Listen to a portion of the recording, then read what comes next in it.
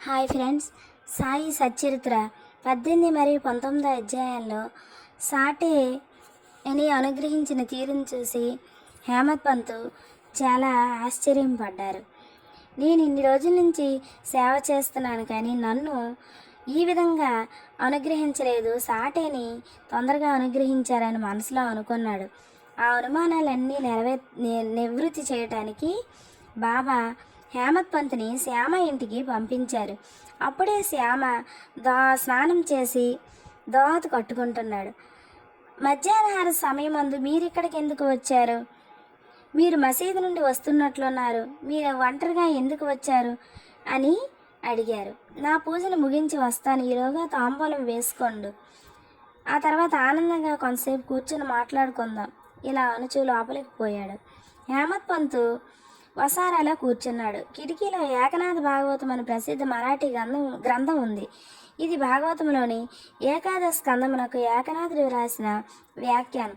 సాయిబాబా సిఫార్సు చేయటచే బాపు సాహెబ్ దీక్షిత్ భగవద్గీత దాని మరాఠీ వ్యాఖ్యానమైన భావార్థ దీపిక, ఏకనాథ భాగవతం మరియు భావార్థ రామాయణము అనే నిత్యము షిరిడీలో చదువుచుండేవాడు. భక్తులు వచ్చి బాబాని ఏదైనా ప్రశ్నలు వేసినప్పుడు బాబా కొంతవరకు జవాబిచ్చి అటుపైన వారిని ఆ గ్రంథాల పారాయణ వినమని పంపేవారు.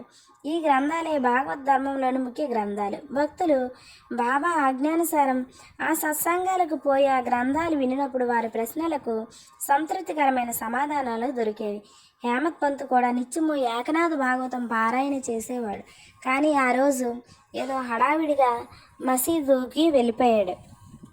ఆ గ్రంథము పారాయణ చేయవలసిన భాగం పారాయణ చేయకుండా వెళ్ళగా శ్యామ ఇంట్లో ఆ గ్రంథమే దొరికింది.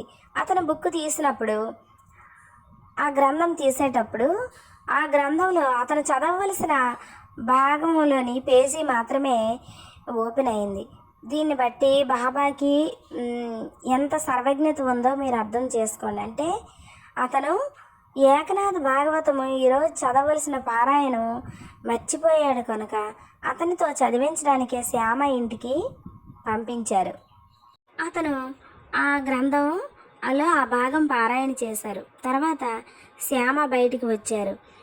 శ్యామకి హేమత్ పంత్ ఈ విధంగా అన్నారు, బాబా మీ వద్ద నుంచి 15 రూపాయలు తీసుకొని రమ్మన్నారు అని చెప్పారు. అప్పుడు శ్యామ ఆశ్చర్యంతో, నా దగ్గర అంత డబ్బు లేదు, నాకు డబ్బులకు బదులు 15 సాష్టాంగ నమస్కారాలు బాబాకు నా వంతు సమర్పించండి అని చెప్పారు.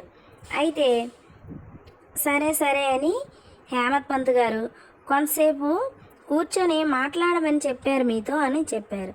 సరే కూర్చోండి కొంతసేపు అని చెప్పి ఇలా అన్నారు. హేమత్ పంత్తో ఈ విధంగా శ్యామ చెప్పారు, ఈ దేవుని లీల కొనుగొన శక్యము కానిది, వారి లీలలకు అంతు లేదు, వానిని ఎవ్వరు గమనించగలరు? వారి లీలలతో వినోదించినట్లు వారు కనిపించినా వారు వారిని అంటినట్లు కనిపించరు. మా వంటి జానపదులకి ఏం తెలుస్తుంది? బాబాయ్ ఈ కథలను ఎందుకు చెప్పకూడదు? మీ వంటి పండితులను నా వంటి పామన్న వద్దకు ఎందుకు పంపిస్తున్నారు?